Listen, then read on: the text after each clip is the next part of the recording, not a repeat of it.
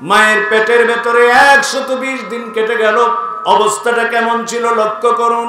আল্লাহ এবং তার রাসূল সীমাহীন বর্ণনা দিয়েছেন। মায়ের গর্ভে যখন সন্তান প্রবেশ করে তখন থেকে আস্তে করে মা দুর্বল হয়ে পড়েন। মায়ের খাবার বন্ধ হয়ে যায়, মায়ের বমি শুরু হয়ে যায়। আস্তে আস্তে করে মায়ের পেটের ভিতরে সন্তান আস্তে আস্তে করে তার অস্তিত্ব লাভ করতে থাকে। বন্ধুরা আমার, ভাইয়েরা আমার, মায়ের পেটের ভিতরে সন্তান আছে। এই সন্তান মায়ের পেটের ভেতরেই প্রায় 9-10 মাস সময় অতিবাহিত করে। বন্ধুরা আমার, মায়ের পেটের ভিতরে সন্তান ধারণের জন্য মায়ের কলিজার নিচে একটা প্যাকেট আছে, একটা থলি আছে। গর্ভধারণের থলিটা হলো 10 ইঞ্চি লম্বা। ঘুমায় আছেন আপনারা? মন দিয়ে শুনেন ভাই, পারলে 2 ফোঁটা চোখের পানি মা বাবার জন্য রেখে যান। মায়ের কলিজার নিচে সন্তান ধারণের থলি আছে। এই থলিটা হলো 10 ইঞ্চি লম্বা। বন্ধুরা আমার, ওই বাচ্চা মায়ের পেটের ভিতরে যখন 120 দিন তার কেটে যায়, তার দৈহিক আকৃতি দান করার পরে আল্লাহ রব্বুল আলামিন মায়ের পেটের ভেতরে সন্তানকে রূহ ফুঁকে দেন। জোরে কোন সুবহানাল্লাহ। সন্তানকে আল্লাহ তাআলা রূহ ফুঁকে দেন। আমার ভাইয়েরা, আস্তে আস্তে করে সন্তানটা খাবার পাবে কোথায়? আমার ভাইয়েরা, দুনিয়ার কোন হোটেলের খাবার মায়ের পেটে পৌঁছে না, মামার বাড়ি শ্বশুর বাড়ির খাবার পৌঁছে না। আল্লাহ রব্বুল আলামিন মায়ের মাসিক অসুখ বন্ধ করে দেন। বাচ্চার নাভির সঙ্গে একটা পাইপ সেট করে দেন। ওই পাইপের মাধ্যমে রব্বুল আলামিন মায়ের শরীরের রক্ত সরবরাহ করে মায়ের পেটে লুকায়িত সন্তানের খাবারের ব্যবস্থা করে রব্বুল আলামিন মায়ের পেটের ভেতরে লুকায়িত তার বান্দা বান্দিকে আল্লাহ তাআলা পরিপূর্ণতা দান করেন। জোরে কোন সুবহানাল্লাহ। বন্ধুরা আমার, 7 মাস যখন হয়ে যায়, মায়ের গর্ভ যখন 7 মাস হয়, তখন বাচ্চাটা পরিপূর্ণভাবে 10 ইঞ্চি লম্বা হয়ে যায়। বন্ধুরা আমার, 9 মাস যখন হয়, এই বাচ্চার 15 ইঞ্চি লম্বা হয়। আমার ভাইয়েরা, প্যাকেট হলো 10 ইঞ্চি আর বাচ্চা হয়ে গেছে 15 ইঞ্চি।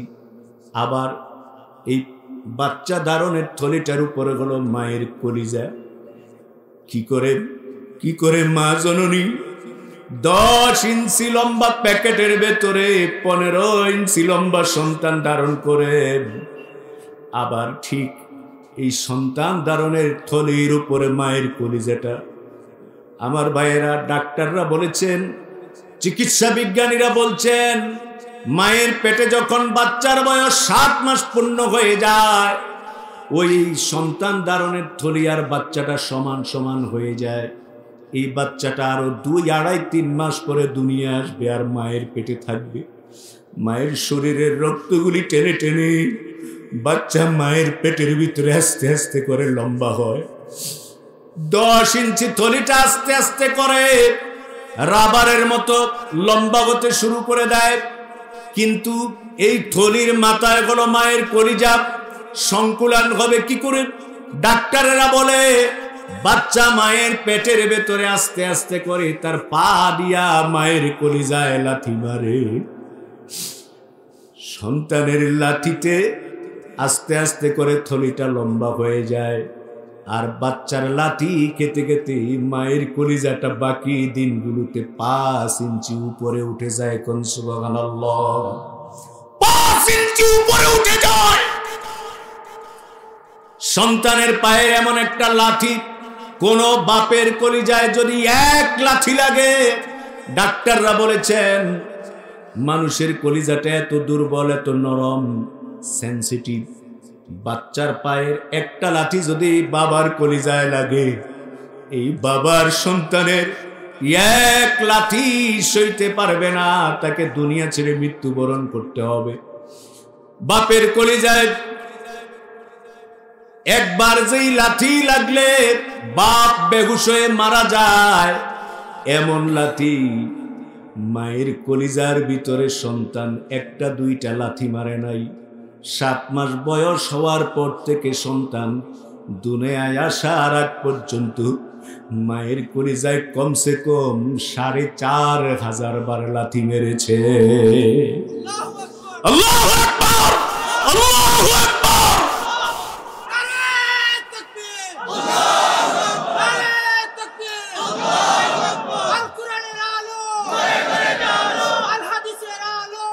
ভাইরা আমার, বন্ধুরা আমার, চিকিৎসা বিজ্ঞান বলে যে সন্তানটা মায়ের পেটে কম নড়াচড়া করে, যে সন্তানটা মাকে কম ব্যথা দেয়, সেই সন্তান 4,500 বার লাথি দেয় মায়ের কলিজায়। আর যেই সন্তানটা বেশি নড়াচড়া করে, ওই সন্তান 4,500 বারের চাইতে বেশি মায়ের কলিজায় লাথি দেয়। আমার ভাইয়েরা, ডাক্তাররা বলে যেই সন্তান মায়ের কলিজায় বেশি বেশি লাথি মেরেছে, ওই সন্তান দুনিয়ায় আসার পরে মা জননী ওই বাচ্চাটাকে বেশি বেশি ভালোবাসে। জোরে কোন সুবহানাল্লাহ। বেশি বেশি ভালোবাসে। ডাক্তাররা বলেছেন যতটা সন্তান মা প্রসব করে, কোন মাকে যদি অপারেশন করা হয় তার কলিজায় ততটা লাঠির দাগ পাওয়া যায়, পায়ের চিহ্ন পাওয়া যায়। ও বন্ধু আমার, ফাইনা তাযহাবুন, যাও কোথায়, কোন দিকে দৌড়াও? মায়ের সঙ্গে মাথা ঝাঁকি দিয়ে কথা বলছো, মায়ের সঙ্গে মেজাজ দেখাও। যে মাকে আজ তুমি অবহেলা করো, যে মাকে আজ তুমি অমূল্যায়ন করো, সেই মা তোমারই পায়ের 4,500 লাঠি খেয়ে তারপর তোমাকে দুনিয়ায় এনেছে। বেয়াদব, মায়ের সঙ্গে বেয়াদবি। বন্ধুরা আমার, সন্তান দুনিয়া আসে, সন্তান দুনিয়া আসার আগে মা জননী সন্তান যখন গর্ভধারণ করেন তখন থেকেই মা জননী আস্তে করে দুর্বল হয়ে পড়েন, অসুস্থ হয়ে পড়েন। 10টা মাস পর্যন্ত গর্ভে সন্তান রাখেন। অবস্থাটা এমন হয়ে যায়, সারা দিন মা জননী সংসারের কাজ করেছেন, রাতের বেলায় 10-11টা বেজে গেল, 12টা বেজে গেল সংসার গুছাতে গুছাতে। মা জননী ক্লান্ত শান্ত শরীর নিয়ে বিছানার উপরে যখন ঘুমোতে গিয়েছেন, সন্তান ঠিক তখনই ক্লান্ত মায়ের, যে মায়ের চোখ টিম টিম করে মিটিমিটি করে, যে মাকে রাতের ঘুম আর ক্লান্ত শরীর মাকে বেষ্টনী দিয়ে ঘিরে ফেলেছে, মায়ের যখন চোখ লেগেছে, সন্তান মায়ের পেটের ভেতরে নড়াচড়া করেছে, মায়ের কলিজায় লাঠি লেগে গেছে, মায়ের ঘুম ভেঙে গেছে। একটা চিৎকার দিয়া মা তার বিছানা ছেড়ে লাফ দিয়ে উঠে পড়ে। শ্বশুর শাশুড়ি ঘুমায়, স্বামী আর প্রতিবেশীরা ঘুমায়। মা জননীকে সন্তান কলিজায় লাথি মেরেছে, ঘুম আসে না।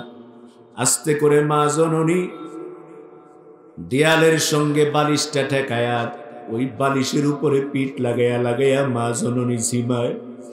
শ্বশুর শাশুড়ি প্রশ্ন করে ঘুমাও না কেন, স্বামী প্রশ্ন করে ঘুমাও না কেন, কোনো জবাব দেয় না, বলে কিছুই না, আমার ভালো লাগে না। সন্তান মাকে কলিজায় লাথি মেরে তার রাতের ঘুমটাকে হারাম করে দিয়েছে, ভাঙিয়ে দিয়েছে। দিনের বেলায় সংসারের নাস্তা পানি খাবার তৈরি করলো, শ্বশুর শাশুড়ি স্বামী সন্তান সবাইকে খাওয়া দাওয়া করিয়েছেন মা। 10টা-11টা বেজে গেল, মায়ের পেটে প্রচন্ড ক্ষুধা। মায়ের এক মুখ দিয়া 2 জনের খাবার প্রবেশ করে, মায়ের নিজের খাবার এবং সন্তানের খাবার এক মুখ দিয়া প্রবেশ করে। 11টা-12টা যখন বেজে যায়, এক পেট ক্ষুধা নিয়ে মা জননী খাবার জন্য, খাবার গ্রহণের জন্য খাবারটা মা খাইয়া খাবারের থালাটা বাঁ হাতে নিয়ে ডান হাতে একটা লোকমা তৈরি করে লোকমাটা মাত্র মুখের কাছে এনে জিহ্বাটা বের করেছে।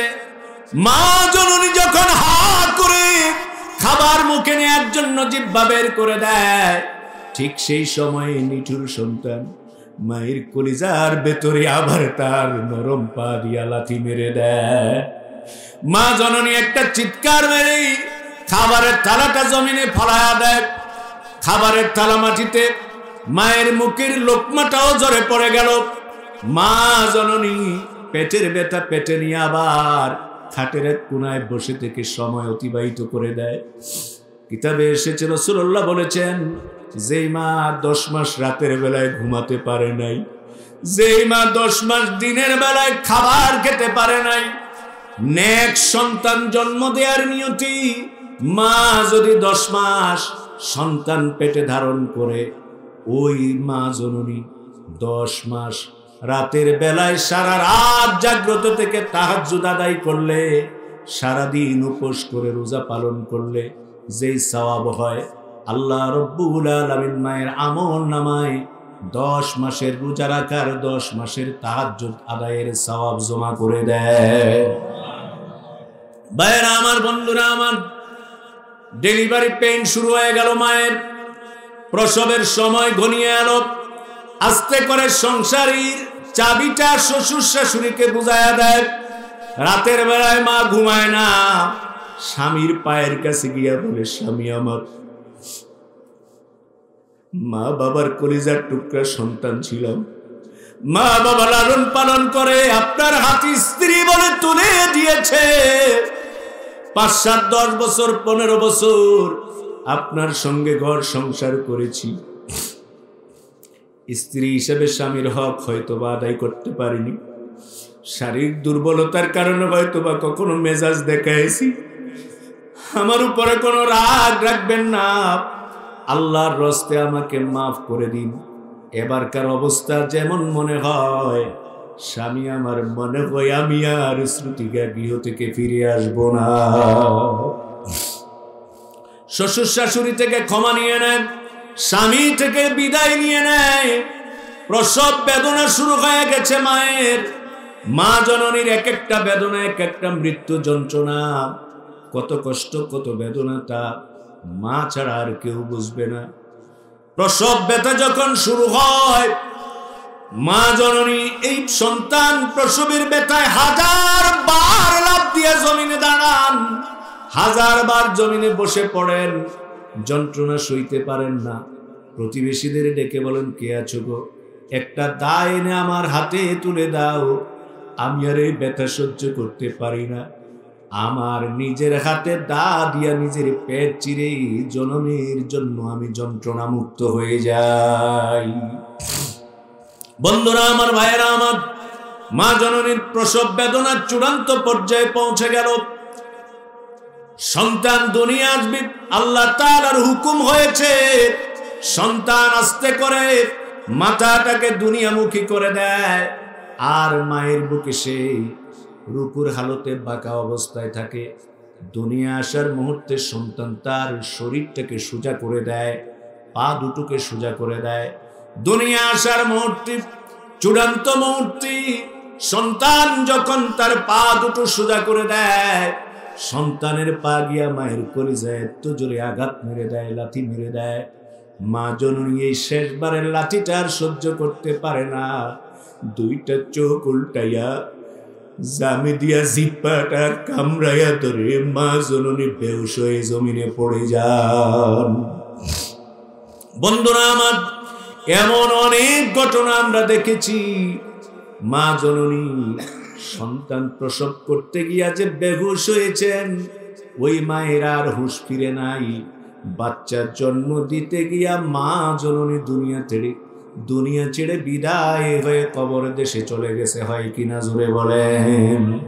বন্ধুরা আমার ভাইয়ারা, সন্তান দুনিয়া এলো, এক কলস রক্ত মায়ের দেহ থেকে ঝরে গেল।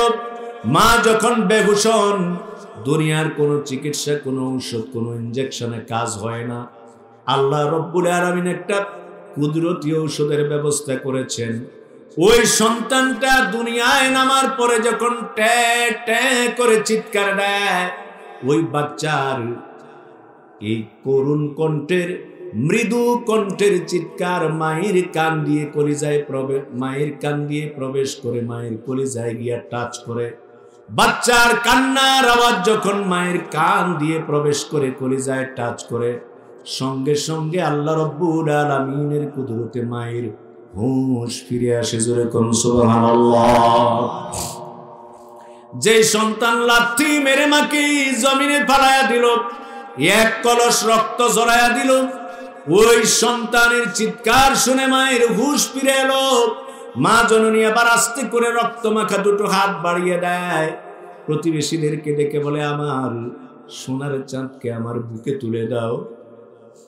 আমার ভাইয়েরা, প্রতিবেশী মহিলারা সঙ্গে সঙ্গে বাচ্চাটাকে মায়ের কুলে তুলে দেয়। 10 মাস জীবন বাঁচি রেখে 4500 লাথি কলিজায় বহন করে এক কলস রক্ত জড়াইয়া যেই সন্তানকে মা জন্ম দিয়েছেন, সেই সন্তান মা জননী কুলে ধারণ করে আস্তে করে যখন ওই কপালের উপরে চুমু লাগায়, সন্তানের ঠোঁটের উপরে চুমু লাগায়, প্রতিবেশীরা জিজ্ঞেস করে, নির্লজ্জ মহিলা, 10 মাস লাথি খেয়েছো, এক কলস রক্ত জড়ায়েছো, মাটিতে বেহুশ হয়ে লুটে পড়েছো, এই সন্তানের উপর তারপরেও চুমু লাগাইছো।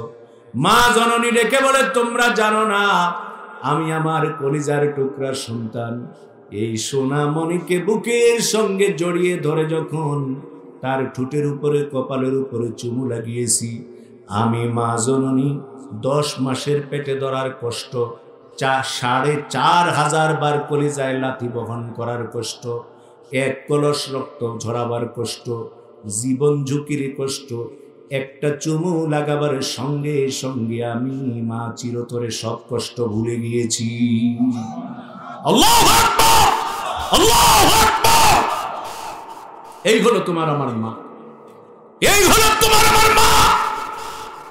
বাপের কথা কি বলবো, তুমি একটু হিসেব করে দেখো তো, তুমি হিসেব করে দেখো, তোমার বাবার হিসেবটা তুমি করো। ঈদের সময় তোমার নতুন জামা ঠিকে কিনে দেয়, বাবা পুরান জামাটাকে ধুলাই করে ইস্ত্রি করে পরে। ঈদের সময় তোমার জুতাগুলি ঠিকই বাবা কিনে দেয়, কিন্তু বাবা পুরান জুতাগুলি কালি করে এগুলি পায়ে জড়ায়।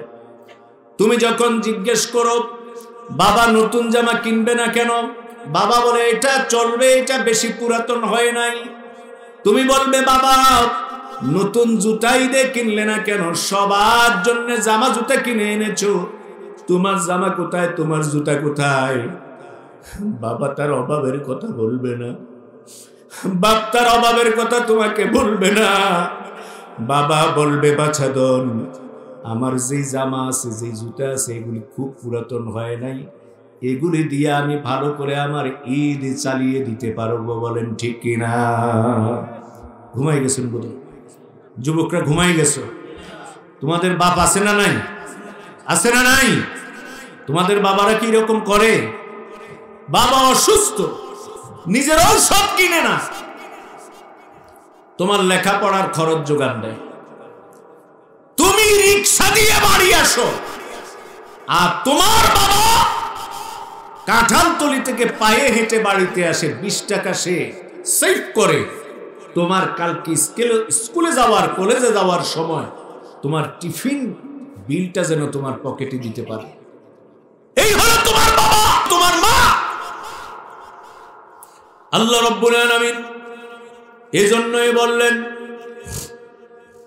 ওয়াকাদা রাব্বুকা আল্লা তা'বুদু ইল্লা ইয়াহু ওয়া বিল ওয়ালিদাইনি ইহসানা ইম্মা ইয়াবলুগান্না ইনদাকাল কিবারা আহাদুহুমা আও কিলাহুমা فلا تقل لهما أف ولا تنهرهما وقل لهما قولا كريما واخفض لهما جناح الذل من الرحمة وقل رب ارحمهما كما ربياني সবাই মহব্বতে পড়ুন রব্বির হামহুমা কামা রব্বায়ানি সগীরা। আমার ভাইয়েরা, আল্লাহ রাব্বুল আলামিন বলেন মেরাজের 14 দফা কর্মসূচি। এক, আল্লাহ তা'বুদু ইল্লা ইয়াহু, আল্লাহ ছাড়া কার ইবাদত করবে না, একমাত্র তারই ইবাদত করবে।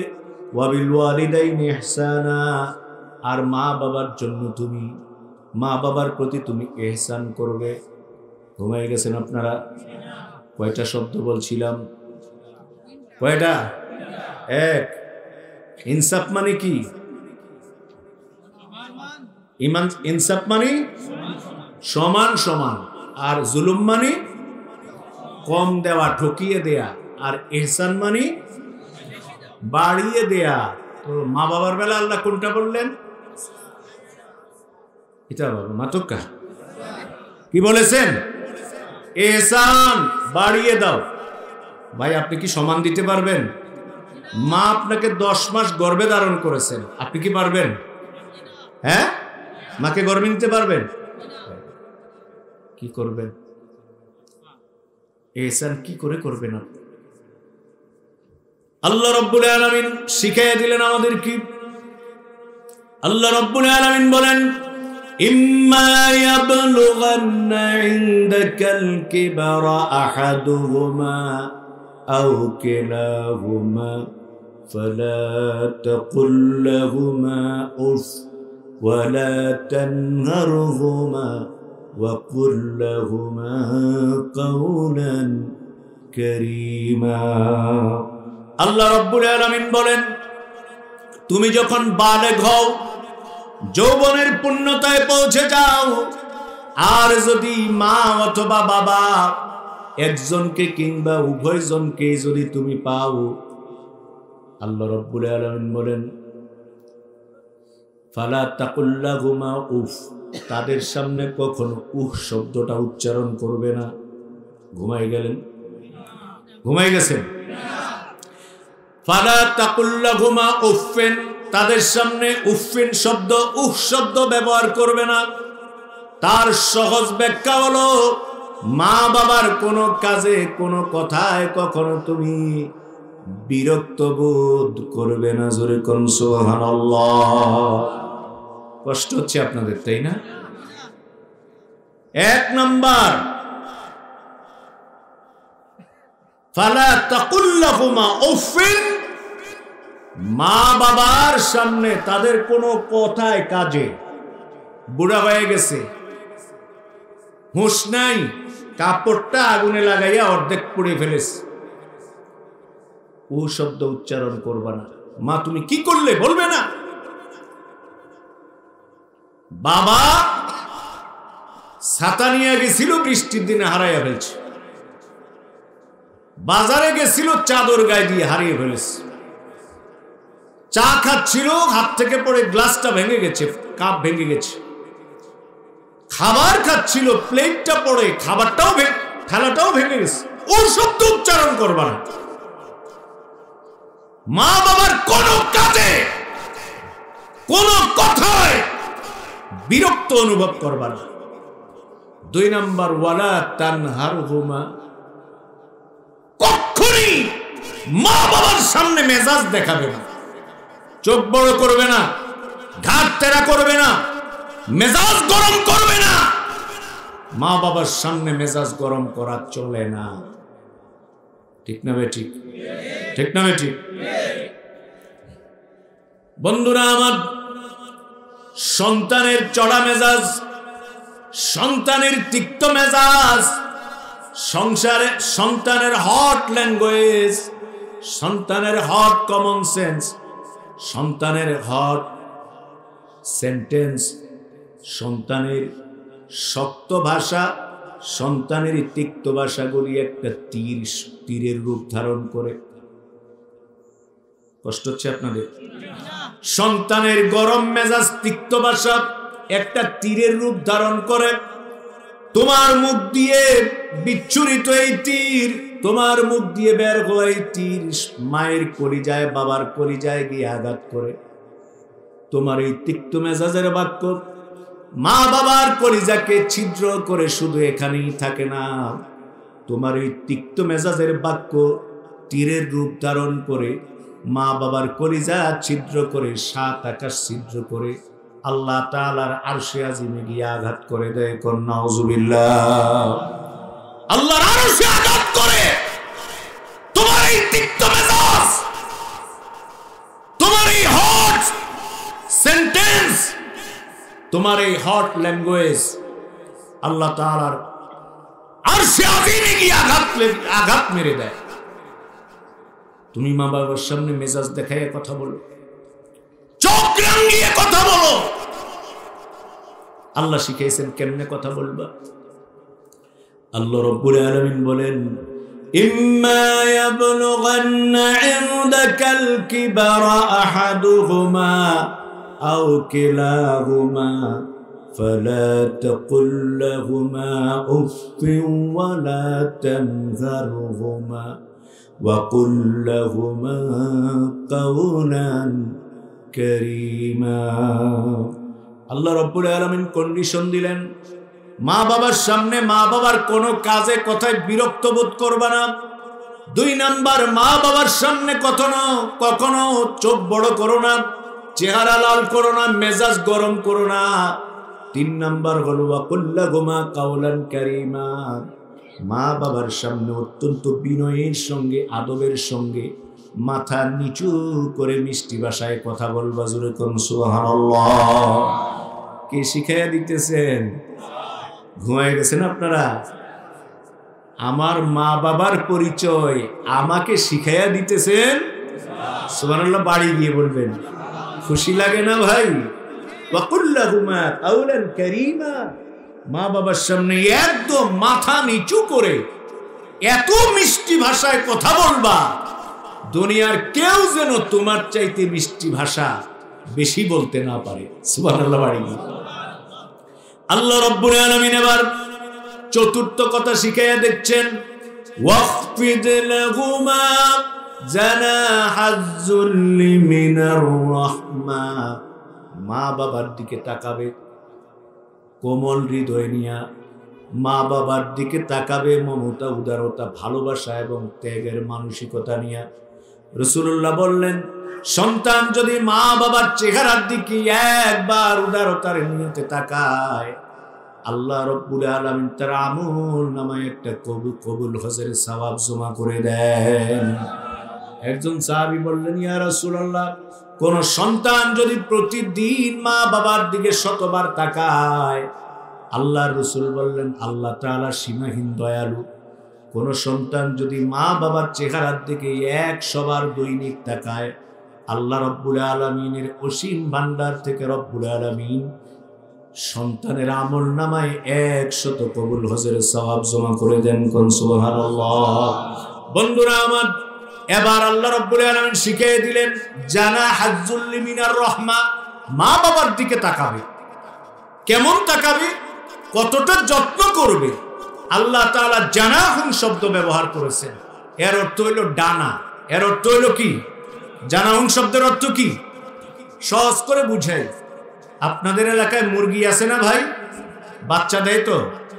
মুরগি তার বাচ্চা নিয়ে মাত্র খাঁচা থেকে বের হয়ে মাঠে নামলো, উঠোনে নামলো। নবজাতক সন্তানগুলি নিয়ে মুরগি যখন উঠোনে নেমেছে, আর অমনি একটা চিল এসে ধাবা মেরেছে। মুরগির ছোট ছোট বাচ্চাগুলি চি চি করে চিৎকার করতে শুরু করেছে। চিলের আক্রমণ থেকে আশ্রয় নেওয়ার কোনো জায়গা নাই। মা জননী তার ডানা দুটো এইভাবে ছড়িয়ে দেয়। তখন ওই ছোট্ট বাচ্চারা বুঝতে পারে মোরগের চিরশত্রু চিলের মুখ থেকে, থাবা থেকে আত্মরক্ষা করার জন্য মায়ের ডানা তলে আশ্রয় নিতে হবে। মুরগির বাচ্চাগুলির জন্য মা মুরগিটা যেমন বাচ্চাগুলির জন্য তার ডানাটা ছড়িয়ে দেয়, তুমি তোমার মা বাবার সেবা যত্ন টেক কেয়ার করার জন্য তুমি তোমার ভালোবাসার ডানা ছড়িয়ে দেবে। জোরে কোন সুবহানাল্লাহ। চাদর কিনতে যাবে, মায়ের বাবার চাদর আগে, শীতের কাপড় কিনবে মা বাবার কাপড় আগে, ঈদের জামা কিনবে মা বাবার জামা আগে, বাজার করতে যাবে মা বাবার পান সুপারি আগে। সবার আগে কার খরচ? ভাই সবার আগে কার সদায়? মা বাবার সদায়। আপনার বাড়িতে যে ঘর আছে ওই ঘরে সবচাইতে সুন্দর সাজানো পরিপাটি রুম হবে মা এবং বাবার জন্য। ঘুমাই গেলেন তো? কারণ আকাশের নিচে জমিনের উপরে আপনার জন্য মা বাবার চাইতে বড় মেহমান আর কেউ এবার আসুন, যাদের মা আছে বাবা আছে, আমি আজকেও খুব ভারাক্রান্ত হয়েছি। 2014 সালে আপনাদের সিদ্দিক আলী উচ্চ বিদ্যালয় মাঠে তাফসির মাহফিল ছিল। আমাকে ঠিক আজকের বিষয়টাই সেখানে দেয়া হয়েছিল। আমি আলোচনা করে স্টেজ থেকে নামলাম। আমাদের নসিব আলী চেয়ারম্যান সাহেব ছিলেন, জনাব সাব্বির আহমদ চেয়ারম্যান সাহেব ছিলেন, ওনারা ছিলেন। আমি স্টেজ থেকে নামার পর লিয়াকত হাসান ভাই বললেন, আপনি বাড়ি চলে যান। কেন? কিছু বলছেন না। রাস্তায় যাওয়ার পর শুনেছি আমার মা সেদিন আমাকে ছেড়ে দুনিয়া থেকে বিদায় হয়ে গেছেন। ইন্না লিল্লাহি। আজও সেই কথা আমার খুব মনে পড়ে, আজও মনে পড়ে। আমার মায়ের কথা খুব বেশি মনে পড়ে। আমি যখন আপনাদের এই সুজানগর ইউনিয়নে আসি খুব বেশি মনে পড়ে। আমার মাকে সহ, আমার মা বাবাকে সহ যাদের মা বাবা কবরে চলে গেছেন তাদেরকে আল্লাহ ক্ষমা করে দিন, বলি আমিন। বলছিলাম ভাই, জানা হল মা বাবার জন্য তুমি তোমার ভালোবাসা উদারতা ডানা ছড়িয়ে দাও, ডানা ছড়িয়ে দাও। মুরগির ছানাগুলি যেমন তার মায়ের ডানাতলকে নিরাপদ মনে করে, তোমার মা বাবা যেন তোমার ভালোবাসার ডানাতলকে আরামদায়ক মনে করে। এইভাবে মা বাবার প্রতি তুমি উদার হও। শিখেছেন আল্লাহ। কে শিখেছেন? 4 নাম্বার গেল। 5 নাম্বার মা বাবার প্রতি আল্লাহ রাব্বুল আলামিন বলেন 5 নাম্বার কাজ হবে তোমার ওয়াকুল্লাহুমা কাওলান কারীমা ওয়াকুর রাব্বিরহামহুমা কামা রাব্বায়ানি ওয়াকুর রাব্বিরহামহুমা কামা রাব্বায়ানি সগীরা। মা বাবা বেঁচে আছেন কিংবা মরে গেছেন, তাদের জন্য দোয়া করো, হে রব সেই ছোট্টবেলায় গর্ভে রেখে কোলে রেখে কাঁধে চড়িয়ে আমার মা বাবা যেভাবে আমাকে মমতার চাদরে আবৃত করে তিল তিল করে ভালোবাসা দিয়ে গড়ে তুলেছে, বড় করে তুলেছে, আমার মা বাপ যেভাবে তার ভালোবাসার উষ্ণ চাদরে আমাকে আবৃত করে রেখেছিল, ওগো রব আমার মা বাবাকেও তুমি তোমার রহমতের চাদরে সেভাবে আবৃত করে নাও। আল্লাহর কাছে দোয়া করবেন। কার কাছে দোয়া করবেন? সবাই বলুন কার কাছে? এবার আসুন ভাইয়েরা আমার, মা বাবা তাদের খেদমত আল্লাহর রাস্তায় জিহাদের চাইতেও দামি ইবাদত। কষ্ট হচ্ছে আপনাদের? প্রিয় ভাইয়েরা আমার, সময় আমার খুব কম, যদ্দূর পারি ইনশাআল্লাহ বলবো। একদিন একজন সাহাবী রাসূলুল্লাহর কাছে এলেন। আল্লাহর নবী জিহাদে যাওয়ার জন্য একটা কাফেলা তৈরি করছিলেন। যুবক সাহাবী এসে বলছেন, ইয়া রাসূলুল্লাহ আমার নামটা লিখে আনিন, আমি জিহাদে যাব, শহীদ হব, আল্লাহর জান্নাতে যাব। রাসূলুল্লাহ বললেন, তোমার বাড়িতে কে আছে? যুবক বলছে, আল্লাহর রাসূল আমার বৃদ্ধা মা বাড়িতে আছে। আল্লাহর রাসূল বললেন, তার খেদমত করার কে বাড়িতে আছে? যুবক বলছে, ইয়া রাসূলুল্লাহ আমি ছাড়া আমার মায়ের খেদমত করার আর কেউ নেই। তাহলে খেদমত করে কি? সাহাবী বলছেন, আল্লাহর রাসূল আমি আমার মায়ের খেদমত করি। আল্লাহর রাসূল বলছেন, বাড়িতে চলে যাও। যুবক বলছেন, ইয়া রাসূলুল্লাহ আমি তো জিহাদে যাব, শহীদ হব, আল্লাহর জান্নাতে যাব। আল্লাহর রাসূল বললেন, ও আল্লাহর বান্দা, জিহাদে যাবে, বাতিলের তীর তরবারির আঘাতে কল্লা বিলীন করে শাহাদাতের নজরানা পেশ করে তুমি আল্লাহর জান্নাতে যেতে চাও। বাড়ি গিয়া বুড়ি মায়ের খেদমত করো, শহীদদের আগে আগে তুমি জান্নাতে পৌঁছে যাবে। কি হয় আমরা অনেক সময় এগুলি বুঝতে চাই না, মা বাবার খেদমতের দাম কত। وعن ابن مسعود رضي الله تعالى عنه قال سألت النبي صلى الله عليه وسلم أي الأعمال أحب إلى الله قال الصلاة لوقتها قلت ثم أي قال بر الوالدين قلت ثم أي قال الجهاد في سبيل الله। ইবনে মাসউদ রাদিয়াল্লাহু তাআলা আনহু বর্ণনা করেন, আমি আল্লাহর রাসূলকে প্রশ্ন করলাম, ওগো রাসূল, আমরা যত ইবাদত করি, যত আমল করি, আল্লাহর কাছে সবচেয়ে প্রিয় কোন আমল? রাসূলুল্লাহ বললেন, ওয়াক্ত মতো সালাত আদায় করা। ইবনে মাসউদ বলেন, তারপরে কোন আমল? আল্লাহ রাসূল বলেন, এরপরে হলো মা বাবার প্রতি ইহসান করা। জোরে কোন আলহামদুলিল্লাহ। সুম্মায়ুন, ইবনে মাসউদ বলেন, ওগো আল্লাহর নবী, ওয়াক্ত মতো সালাত আদায় করা, তারপরে মা বাবার খেদমত করা, এরপরে কোন ইবাদত? 3 নম্বরে আল্লাহ রাসূল বলেন, ক্বালাল জিহাদু ফি সাবিলিল্লাহ। 3 নম্বরে আল্লাহর কাছে প্রিয় ইবাদত হলো আল্লাহর রাস্তায় দিন কায়েমের সংগ্রাম করা। জোরে কোন সুবহানাল্লাহ।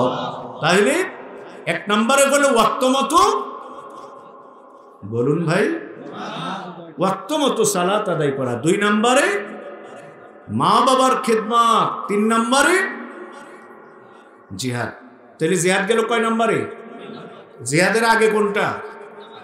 হ্যাঁ, মা বাবার খেদমত। প্রিয় ভাইয়ের আমার, দোয়া, আপনি কত জায়গায় দোয়ার জন্য ঘুরতেছেন, অথচ আপনার জন্য দোয়া পাওয়ার সবচেয়ে বড় ঠিকানা হলো মা বাবার হাত, মা বাবার দরবার। সুবহানাল্লাহ। বাড়ি গিয়ে 3 শ্রেণীর দোয়া আল্লাহ মঞ্জুর করেন। 3 শ্রেণীর মানুষের দোয়া আল্লাহ কবুল করেন, লা শাক্কা ফিহি, কোনো সন্দেহ নাই, নো ডাউট। 1 মাজলুম, 2 মুসাফির, 3 হলো মা বাবা। সুবহানাল্লাহ। বাড়ি গিয়ে তাইলে আপনার দোয়া কবুল হবে যেই জায়গা, যেই ঠিকানায় গেলে সবার আগে হলো মা বাবার ঠিকানা, মা বাবার দরবার। সুবহানাল্লাহ। বাড়ি গিয়ে মা বাবার বদদুয়া সন্তানের জন্য এত বেশি দ্রুত তাকে আঘাত করে, পর্যভূষিত করে, যে দুনিয়ার কোন অস্ত্র মা বাবার বদদুয়া বা দুয়ার আগে চলতে পারে না। সুবহানাল্লাহ বলেন। ঈসা আলাইহিস সালামের উম্মতদের মাঝে একজন বুজুর্গ ছিল, নাম ছিল জুরাইস। জুরাইস খুব বুজুর্গ ছিল। জুরাইস শেষ রাতে তাহাজ্জুদের নামাজ পড়তেছিল কিংবা নফল ইবাদত করতেছিল। তার পাশের ঘরে বুড়িমা ছিল, পাশের রুমে। বুড়িমা জুরাইসকে ডাক দিল, 1 বার 2 বার 3 বার, জুরাইস সাড়া দেয়নি। জুরাইস তার নামাজ শেষ করে গিয়েছে। তার ইবাদত শেষ করে যেতে যেতে মায়ের কষ্ট হয়ে গেল। মা জননী জুরাইসের প্রতি রাগ করেছেন, মায়ের কষ্ট হয়ে গেছে। মা বদদুয়া করে ফেলেছেন, জুরাইসে বড় বুজুর্গ হতে চাইস, মায়ের খেদমত না করে আমি মাকে আজকে কষ্ট দিয়েছিস, আল্লাহ তাআলা যেন তোকে নারী কেলেঙ্কারি দিয়ে অপমানিত করে। নাউজুবিল্লাহ। জুরাইসের মা মারা গেল। বন্ধুরা আমার, বেশ কিছুদিন পর এই জুরাইস একটা গির্জা, একটা উপাসনালয়ে তিনি থাকেন এবং উপাসনা করেন। সেই কালের, সেই জামানার একজন রূপসী মহিলা রাতের গভীরে জুরাইসের ঘরের ভেতরে প্রবেশ করেছে। ঘরের ভেতরে প্রবেশ করে জুরাইসকে যৌন লালসায় সে প্রলুব্ধ করতে চেয়েছিল, কিন্তু ওই সুন্দরী মহিলার কুমন্ত্রণায় জুরাইস নরম হয়নি। জুরাইস কোনোভাবে সুন্দরী মহিলার দিকে নজরে দেয়নি। মহিলা হতাশ নিরাশ হয়ে জুরাইসের ঘর থেকে ফিরে এলো, বাইর হয়ে চলে যাচ্ছে। এমন সময় ভিন্ন একজন লোকের সঙ্গে ওই মহিলা জেনা করেছে। নাউজুবিল্লাহ। জেনার কারণে ওই মহিলার গর্ভে সন্তান এসেছে। 9-10 মাস পর যখন সন্তানটা প্রসব হলো, অবিবাহিতা রূপসী যুবতীর গর্ভে সন্তান এসেছে। সমাজের লোকেরা বলল এই সন্তান কোত্থেকে এলো? ওই মহিলা বলছে এই সন্তানের বাপ হলো জুরাইশ। ঘুমাই গেছেন আপনারা? সন্তানের বাপকে সবাই বলুন জুরাইশ। লোকেরা বলল সর্বনাশ, ওই আল্লাহর ওলি বুজুর্গকে আমরা গির্জায় রেখে দিয়েছি, উপাসনা করবে, ইবাদত বন্দেগী করবে, আর ওই গির্জার ভিতরে থেকে জুরাইশ বুঝে ওই আকাম কুকাম করে। এই জুরাইশকে আমরা হত্যা করব, জুরাইশকে আমরা হত্যা করব। আমি আর হয়তো 2-3 মিনিট কথা বলবো। জুরাইশকে হত্যা করব। সমাজের লোকেরা তীর ধনুক বল্লম নিয়ে ওই গির্জা ঘিরে ফেলেছে, জুরাইশকে ওরা হত্যা করবে। এখন জুরাইশ বেরিয়ে এসে দেখেছে শত শত মানুষ অস্ত্র হাতে। জুরাইশ বলছে যে কি হয়েছে? লোকেরা বলছে তোমার মতো অসভ্যের, তোমার মতো জেনাকারের বেঁচে থাকার কোনো অধিকার নেই, কোনো অধিকার নেই। জুরাইশ বলল আমার অপরাধ কি? লোকেরা বলে অপরাধ কি তাও বোঝো না? এই যে মহিলা, অবিবাহিতা মহিলার কোলে যে বাচ্চা, এই বাচ্চার বাপকে। জুরাইশ বলে যে আমি বলবো কি করে? লোকেরা বলে যে ছলছাতুরি করো না, লুকানোর কোনো সুযোগ নাই। ওই মহিলা সাক্ষ্য দিয়েছে যে এই বাচ্চার বাপ হলে তুমি। গির্জার ভিতরে বুঝে তুমি এইরকম আকাম কুকাম করো, পবিত্র ঘরে অপবিত্র কাম। লোকেরা এইভাবে খুব গরম হয়ে গেল। জুরাইশ বলছে তাহলে তোমরা কি চাও? বলছে আর কিচ্ছু না, এটার বদলায় তোমাকে আমরা হত্যা করব, কারণ তুমি আমাদের বিশ্বাসের উপরে আঘাত করেছো। জুরাইশ বলছে আচ্ছা ঠিক আছে, জুরাইশ বলছে আচ্ছা ঠিক আছে, হত্যা করবে তো আমাকে একটু সময় দাও, হত্যা করবে আমাকে একটু সময় দাও। জুরাইশ ওযু করে 2 রাকাত সালাত আদায় করে আল্লাহর দরবারে দোয়া করলেন। আল্লাহর কাছে বলতেছে যে আল্লাহ, আমি বুঝতে পেরেছি যে আমার এই শাস্তিটা কেন এসেছে। ওই সেই রাতের গভীরে আমি তোমাকে খুশি করার জন্য নফল ইবাদত করতেছিলাম, আর মা বাবার খেদমত করে তুমি ফরজ করে দিয়েছিলে। মা বাবার খেদমত করা ফরজ, ফরজ ছেড়ে দিয়ে আমি নফল নিয়ে ব্যস্ত ছিলাম। মা আমাকে ডেকেছিল, সাড়া দিতে দেরি হয়েছিল, মায়ের কষ্ট হয়েছে, মা বদদুয়া করেছে, সেই বদদুয়া আজকে আমাকে চেপে ধরেছে। আল্লাহ, আমি বুঝি নাই সেদিন মায়ের সঙ্গে আমি বেয়াদবি করেছি। আমি জীবনে যদি তোমার কোনো একটা হুকুম ভালোভাবে পালন করে থাকি, একটা হুকুম পালনেও যদি তুমি খুশি হয়ে থাকো, তাহলে আজকের এই দিনে তুমি আমাকে এটা যে অসত্য, আমার বিরুদ্ধে চক্রান্ত, এটা প্রমাণ করে দাও। জুরাইশ সালাত শেষ করলো, দোয়া শেষ করলো, লোকদেরকে বলল যে এসো, কোন বাচ্চার বাপ তালাশ করছো তোমরা? তো ওই লোকেরা দেখাই দিল এই যে মহিলার কোলে বাচ্চা, ওর বাপ নাকি তুমি। জুরাইশ বলল বাচ্চাটাকে জিজ্ঞেস করো ওর বাপকে, ওর বাপের নাম বলতে জিজ্ঞেস করো। ঘুমাই গেলেন তো? এখন লোকেরা বলল তুমি কি পাগল হয়ে গেছো? এ 5-7 দিনের বাচ্চা কথা বলবে কি করে? জুরাইশ বলছেন যে এটাই তো আল্লাহ তাআলার কুদরত, 5-7 দিনের বাচ্চাই তোমাদের সাথে আজকে কথা বলল। এখন হাজার হাজার মানুষ জমা হয়েছে, আকামটা যে লোক করছিল ওই লোকও তো ওখানে হাজির আছে। ও তো বুঝতে পারে না যে বাচ্চা এইভাবে কথা বলবে। ওই বাচ্চা মায়ের কোল থেকে, আল্লাহর কুদরতে তার জবান খুলে গেল, মায়ের কোল থেকে বাচ্চা ইশারা দিয়ে দেখায়া দিল যে জুরাইশ না, এই অসভ্য হলো আমার বাপ। বুঝেন নাই বোধহয়? সুবহানাল্লাহ। বাড়ি গিয়ে যে লোকটা ওই মহিলার সঙ্গে অপকর্ম করেছিল, সেই লোকটাকে এই বাচ্চাটা দেখায় দিল, আর লোকেরা অবাক হয়ে গেল যে আমরা জুরাইশকে হত্যা করতে গিয়েছি, অথচ জুরাইশ ছিল নির্দোষ পবিত্র, আর এই মহিলা করেছিল চক্রান্ত। এখন জুরাইশকে লোকেরা প্রশ্ন করলো যে এটা কেন হলো? জুরাইশ বলল যে আমি একদিন এবাদতে মগ্ন ছিলাম, নফল এবাদতে, মায়ের বাবার খেদমত করা ফরজ ছিল, এবাদত ছেড়ে মায়ের ডাকে সাড়া দিতে আমার দেরি হয়েছে, মা কষ্ট পেয়েছেন বলে সেদিন আমাকে বদদুয়া দিয়েছিলেন, আজ মা দুনিয়ায় নাই, বদদুয়ার সেই অভিশাপ, বদদুয়ার সেই বোঝা এসে আজ আমার কাঁধে চেপে বসেছে, বলেন নাউজুবিল্লাহ। সুতরাং নফল সালাতে আছেন, যদি ফরজ সালাতে থাকেন, মা বাবা যদি ডাকে তাড়াতাড়ি ফরজ সালাত শেষ করে নিন। নফল সালাতে আছেন, মা বাবা ডেকেছে, সঙ্গে সঙ্গে সালাত ছেড়ে দিয়ে আপনি মা বাবার ডাকে সারাদিন মা কেন ডেকেছো, বাপ কেন ডেকেছো, তারা প্রয়োজনে ডাকুক আর অপ্রয়োজনেও ডাকুক, বিরক্ত হওয়া যাবে না। আল্লাহ তাআলা বুঝার তৌফিক দান করুন, বলি আমিন। সবাই বলি আমিন। বাইজিদ বুস্তামির নাম তো বোধহয় আপনারা শুনেছেন, হ্যাঁ? বাইজিদ বুস্তামির নাম শুনেছেন আপনারা? বাইজিদ বুস্তামি তিনি ছোট্ট বাচ্চা,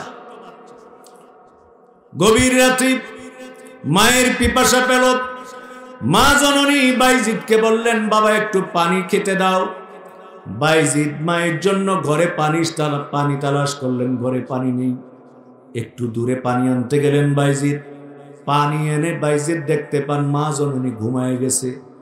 বাইজিদ পানির গ্লাস নিয়ে মায়ের মাথার কাছে দাঁড়িয়ে চিন্তা করছেন, এখন যদি আমি মাকে ঘুম থেকে ডেকে জাগিয়ে তুলি তাহলে মায়ের ঘুম ভাঙলে মায়ের কষ্ট হবে, আচ্ছা গ্লাসটা রেখে আমি ঘুমিয়ে যাই।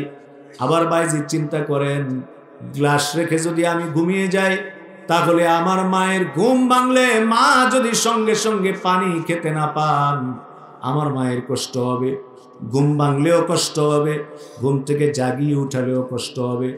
বাইজিদ এই চিন্তা করে মায়ের ঘুমও ভাঙতে গেলেন না, নিজেও ঘুমাতে গেলেন না, পানির গ্লাসটা পাশে নিয়ে দাঁড়িয়ে আছেন।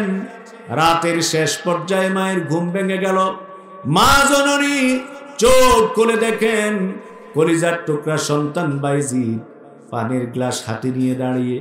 মা বলছেন, বাবা গভীর রাতে পানির গ্লাস হাতে নিয়ে কেন দাঁড়িয়ে?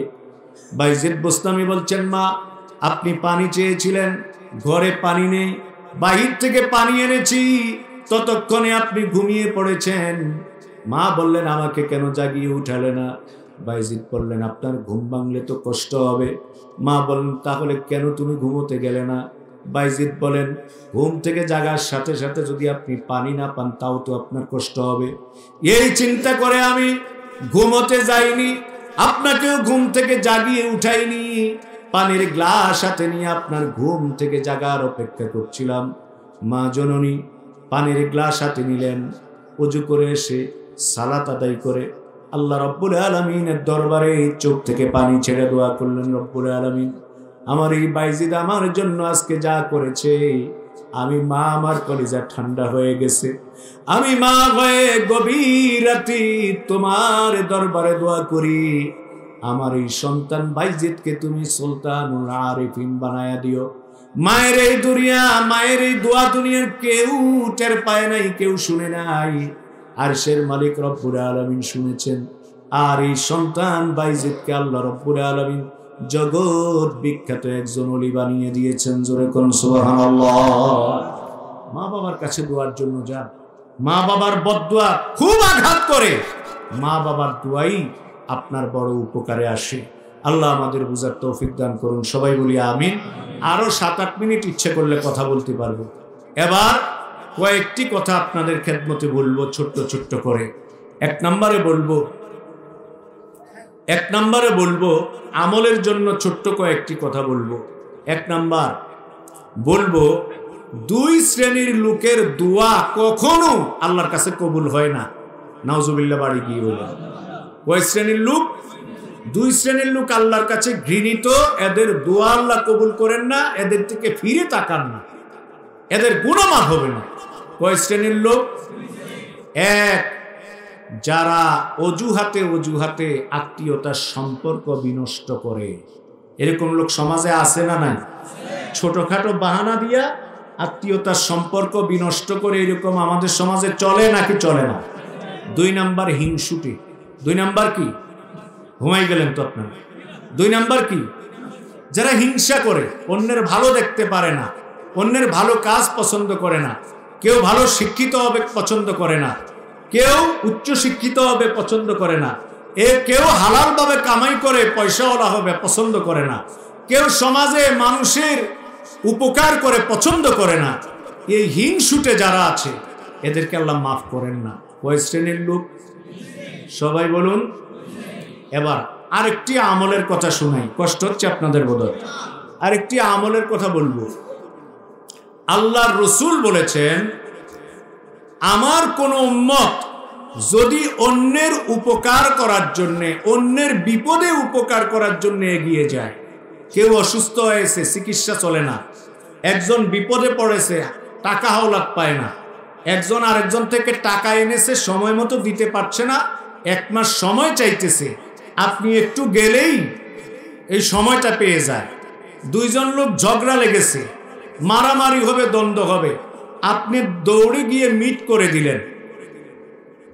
এইভাবে করে কোন বিপদগ্রস্ত মানুষের উপকারে যদি, রাসূলুল্লাহ বলেন, কোন বিপদগ্রস্ত মানুষের উপকারে যদি আমার উম্মত ছুটে যায়, তার এক একটা খেদমতে এত সওয়াব হয় যে আমার মসজিদে নববীতে, রাসূল বলেন আমার মদিনার মসজিদে নববীতে 1 মাস ইতিকাফ করলে যে সওয়াব হয়, পরোপকারী মানুষের প্রত্যেকটা উপকারের বিনিময় আল্লাহ তাআলা এর চাইতে বেশি সওয়াব দান করেন।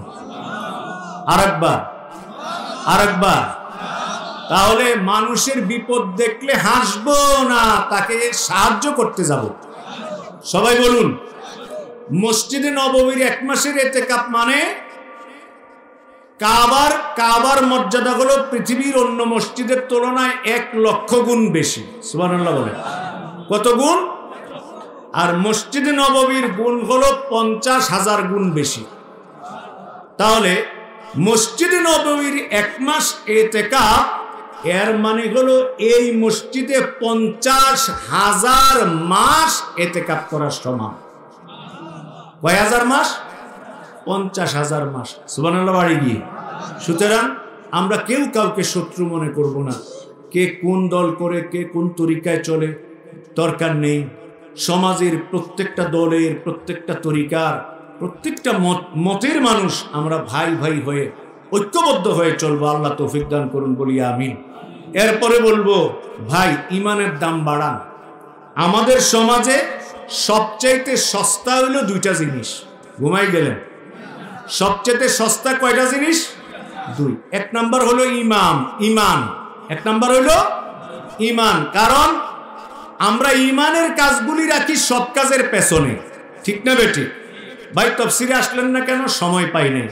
ভাই নামাজে যান না কেন? ব্যবসা নিয়ে ব্যস্ত। ভাই একটু ইবাদত বাড়ান না কেন? ছুটি পাই না। এই চলচাতুরি। তাহলে সব কাজের পেছনে রেখেছি ইমানকে।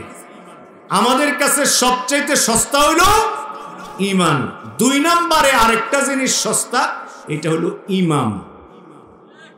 ঘুমাই গেছেন তো? ইমাম। কপাল কত খারাপ আমাদের। সকালবেলায় যে ইমামকে দিয়া বাথরুম সাফ করায়, পরিষ্কার করায়, জোহরের আজান হলে পরে আবার ওই বাথরুম যে পরিষ্কার করলো ওই লোকটাকেই আবার সামনে দিয়া জোহরের ইমামতি করায়। ঠিক না? ঠিক। বন্ধু আমার, মসজিদ পরিষ্কার হয় নাই, সাফ করে নাই, ফ্যানে ময়লা লেগে আছে, এগুলি তালাশ করে ইমামের দোষ ধরার জন্য। দুর্ভাগ্য আমাদের। ইমানের দাম কমার কারণে, ইমানের দাম না থাকার কারণে ইমামেরও দাম কমে গেছে। সুতরাং ইমানের দাম বৃদ্ধি করুন, ইমানকে সবচেয়ে মূল্যবান মনে করুন, তাহলে আপনার ইমামের দামও বেড়ে যাবে। অভাব বলবেন না। আপনার সমাজে এত কাজ করেন, পরিবারে এত কাজ করেন, ডিশ বিল ঠিকই দেন, কারেন্ট বিল ঠিকই দেন, ওয়াইফাই বিল ঠিকই দিচ্ছেন, বাইকের ভিতরে তেল ভর্তি করছেন, তখন আপনার অভাব থাকে না। খালি ইমামের বেতনের বেলায় অভাব। আপনাদের সমাজে এরকম আছে কিনা আমি জানি না। আপনার ছেলে 8-10,000 টাকা বেতনের চাকরি করলে আপনি বলবেন, বাবা তোমার চাকরি দরকার নেই। 8-10,000 টাকা বেতনের চাকরি করে ওর কাছে আপনার মেয়ে বিয়ে দিতে রাজি হন না। ও চলতে পারে না, আমার মেয়ে চালাবে কি দিয়ে? কিন্তু ইমামকে আপনি 8,000-10,000 টাকা বেতনে চাকরি করাচ্ছেন, আর ইমাম যখন বলে ভাই একটু বেতনটা বাড়ান, তখন বলেন আপনাদের টাকায় বরকত আছে। ঘুমাই গেলেন? এগুলি শয়তান শিখাইয়া দিয়েছে। শয়তান। ইমামদেরকে ক্লাস 1 অফিসারের মর্যাদা দিন। আল্লাহ তৌফিক দিন, বলি আমিন। শেষ কথা বলবো ভাই, ফিলিস্তিনের জন্য একটু চোখের পানি ফেলে দোয়া করেন। ফিলিস্তিনের জন্য চোখের পানি ফেলে দোয়া করুন, কারণ বাপের কান্দে সন্তানের লাশের বোঝা, এর চাইতে কঠিন বোঝা আকাশের নিচে আর নাই। মায়ের কোলে বাচ্চার লাশ, এটা সহ্য করা যায় না। ইহুদিদেরকে বলবো, বন্ধু আর কত করবে এগুলি? 1948 সাল থেকে শুরু করেছো, 75 বছর চলছে, তোমরা কি আর থামবে না? এখনো তোমরা থামবে না? তোমাদের মতো পৃথিবীর অন্যান্য ইহুদিরা প্রতিবাদ করছে। সুতরাং মানুষ হও, মানুষ হও। ইহুদি বলে কোনো প্রাণীতে পরিণত হয়ে যেও না, কোনো পশুতে পরিণত হয়ে যেও না। বনের হিংস্র হাইওয়ানগুলি তোমাদের মতো অতটা হিংস্র হয় না। ফিলিস্তিনের অধিকার ফিলিস্তিনকে ফিরিয়ে দাও, ফিলিস্তিনের স্বাধীনতা নিশ্চিত করো, আর তোমরা তোমাদের জায়গায় অবস্থান করো। এই ফিলিস্তিনের উপরে নির্মম অত্যাচার বন্ধ করে দাও। আল্লাহ ফিলিস্তিনকে সাহায্য করুন, বলি আমিন। আল্লাহ তামাম দুনিয়ার মুসলমানদেরকে হেফাজত করুন, বলি আমিন।